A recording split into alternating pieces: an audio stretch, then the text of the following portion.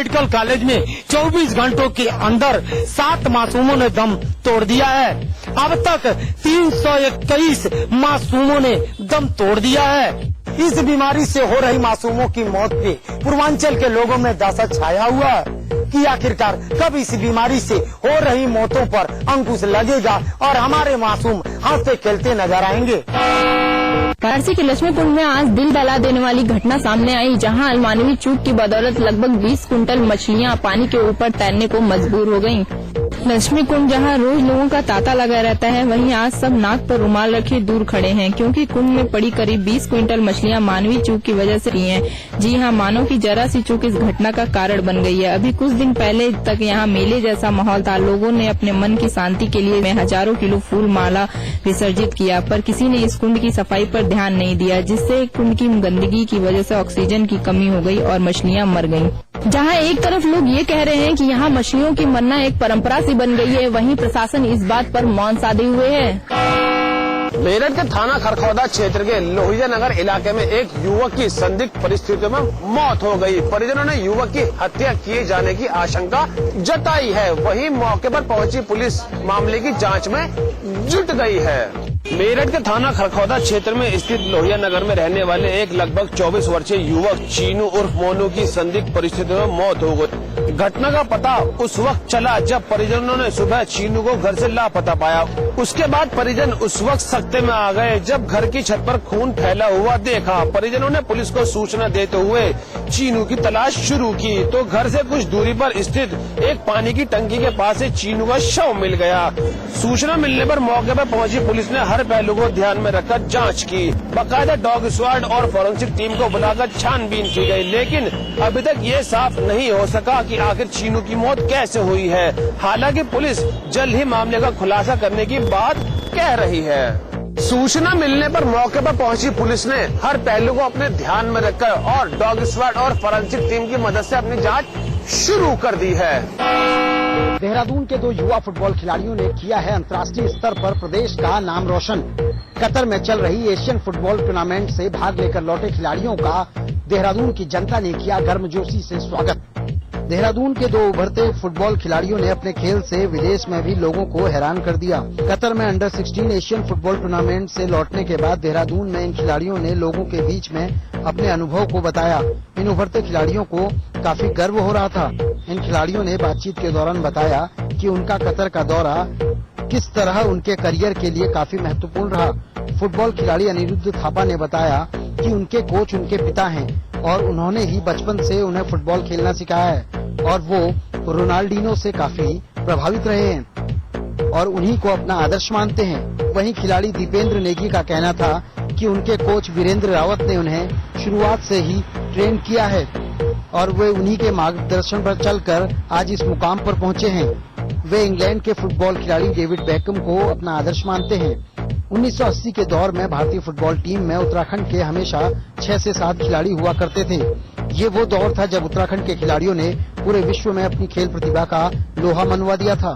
वर्तमान भारतीय football team में उत्तराखंड का प्रतिनिधित्व नहीं है। ऐसे में उत्तराखंड सरकार को ये देखना होगा कि किस तरीके से खिलाड़ियों को उत्साहित किया जाए और फुटबॉल के प्रति उनका लगाव और बढ़ाया जाए। शामली में समाज को शांति बहाली का संदेश देने के लिए जिला स्काउट गाइड की टीम द्वारा शामली में एक सद्भावना रैली निकाली गई। रैली शामली के सभी मार्गों पर निकाली गई। रैली का नेतृत्व जिला स्काउट व गाइड कमिश्नर उमा सैनी ने किया। रैली में शामली के विभिन्न स्कूलों के हजारों बच्चों ने हिस्सा लिया। रैली के आयोजकों का कहना था कि जनपद में फैली हिंसा के बाद शांति की बहाली का संदेश देने के लिए इस रैली का आयोजन किया गया है। उनका कहना था कि भाईचारा ही जनपद की शांति के लिए महत्वपूर्ण है। आपस में किसी को झगड़ा नहीं करना चाहिए, जिससे आपसी सौहार्द बिगड़ने का खतरा हो। गाजियाबाद की डासना जेल में बंद एक कैदी की संदिग्ध हालात में मौत हो गई। जमील नाम का ये कैदी हत्या के मामले में आजीवन कारावास की सजा काट रहा था। जमील की उम्र करीब 45 साल थी और वो हत्या के मामले में अपने भाई नूर मोहम्मद के साथ 2007 में जेल गया था। बीते 28 सितंबर को ही दोनों को गाजियाबाद की कोर्ट ने आजीवन कारावास की सजा सुनाई थी और वो दोनों फिलहाल डासना जेल में सजा काट रहे थे। जेल अधीक्षक के मुताबिक जमील अपनी बैरक में बेहोशी की हालत में मिला, जिसको अस्पताल ले जाया गया, जहां डॉक्टरों ने उसे मृत घोषित कर दिया। हालांकि कैमरे पर अधिकारी कुछ भी बोलने को तैयार नहीं है। लेकिन उनका ये जरूर कहना है कि मौत की सही वजह का खुलासा पोस्टमार्टम रिपोर्ट के बाद ही होगा।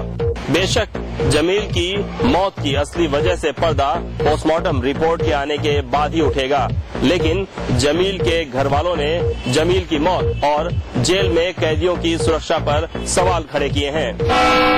चैंपियंस लीग के खेले गए मुकाबले में मुंबई इंडियंस ने पर्थ स्क्वैचर्स को 6 विकेट से हराकर सेमीफाइनल में जगह बना ली है। पहले बल्लेबाजी करते हुए पर्थ स्क्वैचर्स ने 20 ओवरों में 6 विकेट के नुकसान पर 149 रन बनाए थे।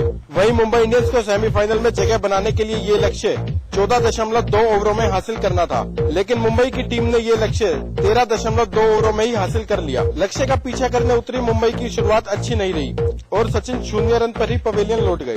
वहीं स्मिथ एक छोर पर डटे रहे और उन्होंने 48 रन की तूफानी पारी खेली।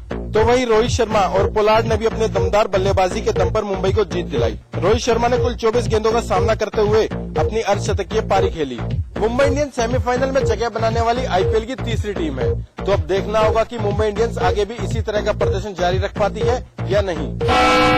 ये जवानी है दीवानी और बर्फी से लगातार हिट फिल्में देने वाले रणवीर कपूर की फिल्म बेशरम रिलीज हो गई है। इस फिल्म में रणवीर के अपोजिट पल्लवी शारदा हैं, जो बॉलीवुड में डेब्यू कर रही हैं। बेशरम फिल्म की खास बात तो ये है कि इस फिल्म में एक साथ पूरी कपूर फैमिली यानी रणवीर कपूर, ऋषि कपूर और नीतू कपूर मौजूद है। फिल्म यंग जनरेशन को काफी भारी है, हालांकि बेशरम के गाने लोगों की जुबान पर अभी तक है।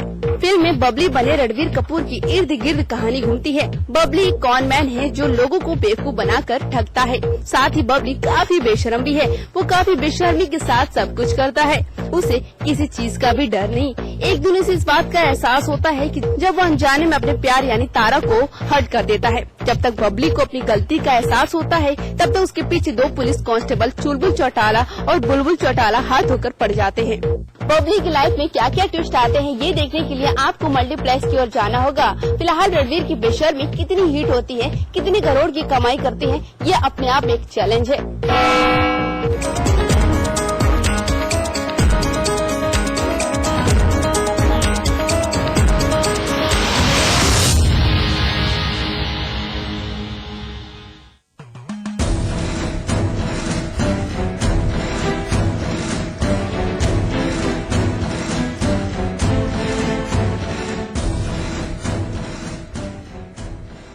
हमारे सभी मतभेद एक राष्ट्र और एक देश की पृष्ठभूमि में हल होने चाहिए।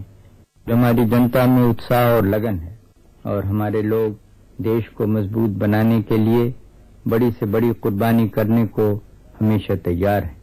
लेकिन कभी कभी वे घबरा भी जाते हैं और ऐसे काम कर बैठते हैं जिनसे हमें बाद में दुख होता है। संगठन और अनुशासन से ही राष्ट्र बलवान होते हैं।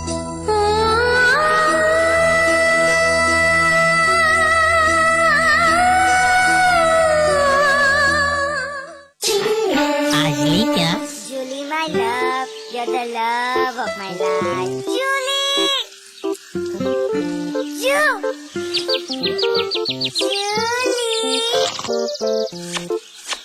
उंगली खुजली ने प्लान बनाया क्विकली और पाइप दबाया क्वाइटली।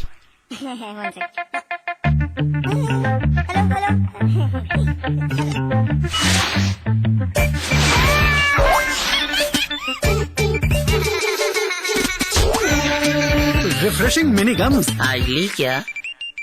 खोल दो इन खिड़कियों को, इन दरवाजों को, हाथों को फिर से हाथों में डालो। किसी को गुदगुदाओ, किसी को गोद उठाओ, दोस्ती करो, मोहब्बत करो। पास पास आओ, पास पास आओ, पास पास आओ। गले मिलो, आंख मिलाओ, किसी को अपना बनाओ, ताया ताई, मौसा मौसी सबसे प्यार करो। पास पास रहो हमेशा पास पास। मेरा ख्वाब रहा है कि हिंदुस्तान सब राजकोट में नहीं, काठियावाड़ में नहीं, सारा हिंदुस्तान के हिंदू, मुसलमान, ईसाई, पारसी, सिख सब एक बनकर रहे और एक बनकर रहे तो पीछे हम तो यहाँ बड़े आराम से रह सकते।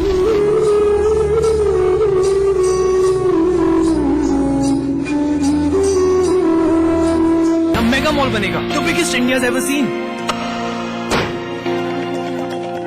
यहाँ स्टेडियम बनना चाहिए। चैरिटी के बारे में सोच रहे हैं? कभी तो ऐसा ख्वाब देखिए जिसमें हजारों ख्वाब शामिल हैं।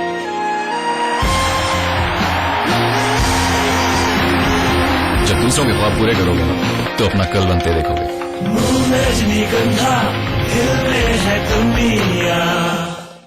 खबरें जो देती है सिर्फ सच का साथ, खबरें जो करती है सिर्फ आपके हक की बात। समाचार प्लस, खबर वही जो हमने कही। भले तो वास्तु एवं प्राच्य विद्या विशेषज्ञ पंडित दिवाकर शर्मा लेकर आए हैं वास्तु एवं फेंग शुई का विश्वकोश, एक ऐसी पुस्तक जो बिना तोड़ फोड़ वास्तु दोषों के ऐसे उपाय बताएगी जो आपने न कभी देखे होंगे न सुने होंगे। जी हाँ, वास्तु एवं फेंग शुई का विश्वकोश। इस पुस्तक की कीमत है 2100 रुपए, लेकिन समाचार प्लस के माध्यम से इसकी अग्रिम बुकिंग कराने पर ये अद्भुत विश्वकोश अब आप पा सकते हैं सिर्फ और सिर्फ 700 रुपए में। बुकिंग के लिए तुरंत संपर्क करें।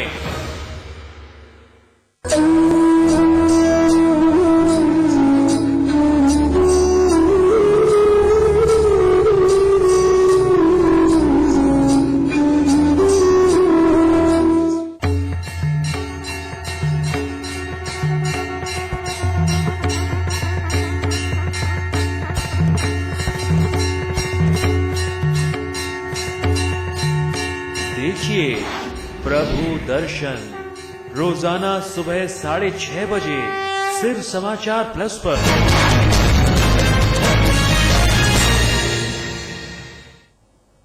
नमस्कार, फाइनल रिपोर्ट देख रहे हैं आप और आपके साथ मैं हूं दिव्या। खबरों में आगे बढ़ने से पहले नजर डाल लेते हैं इस वक्त की हेडलाइंस पर। राहुल गांधी के विरोध के आगे नतमस्तक हुई कांग्रेस, दागी नेताओं पर वापस होगा अध्यादेश। कैबिनेट बैठक में 15 मिनट में लिया गया फैसला।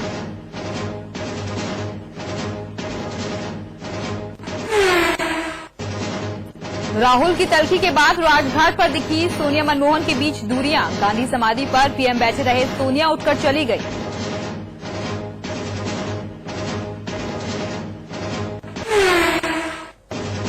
दागियों को बचाने के लिए समाजवादी पार्टी की कोशिश नाकाम। अध्यादेश वापस लेने के फैसले का सपा और एनसीपी ने किया विरोध।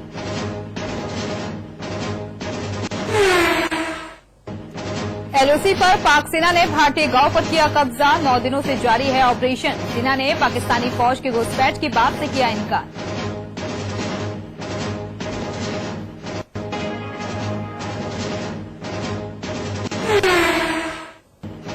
नहीं थम रहा अखिलेश के मंत्रियों का बड़बोलापन। भूमि संरक्षण राज्य मंत्री सत्यराम यादव ने दिया बेतुका बयान। कहा, विकास कार्यों में टांग अड़ा देते हैं हाईकोर्ट।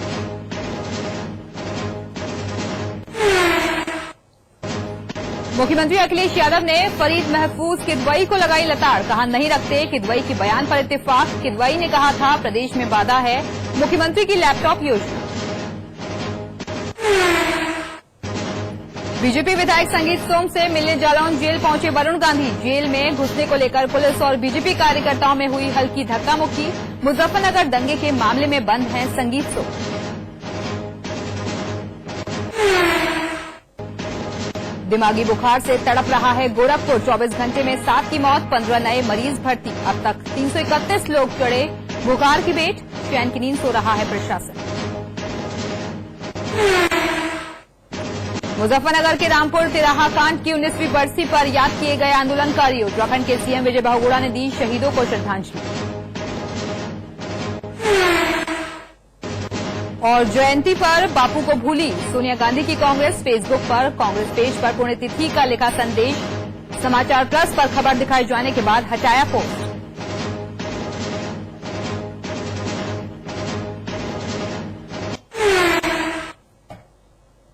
अखिलेश यादव के मंत्रियों का बड़बोलापन थमने का नाम नहीं ले रहा है। सपा नेता रामाश्रय कुशवाहा को बड़बोलेपन के लिए अपनी कुर्सी गंवानी पड़ी। वहीं अब प्रदेश सरकार में भूमि संरक्षण राज्य मंत्री सत्यराम यादव ने एक बेतुका बयान दे डाला है। मंत्री जी का कहना है कि सूबे की विकास योजनाओं में हाईकोर्ट टांग अड़ा देता है। उन्होंने कहा है कि सरकार जब भी कोई अच्छा काम करती है, हाईकोर्ट प्रदेश सरकार के विकास कार्य कभी कभी टांग अड़ा देता है। बहुत शुक्रिया। समाजवादी पार्टी जिंदाबाद। जिंदाबाद, सतई राम यादव जिंदाबाद। से वर्तमान में रुधौली से आदरणीय नेताजी देश के प्रधानमंत्री बन गए तो निश्चित 70,000 अध्यापकों की नियुक्ति की बात करता हूं।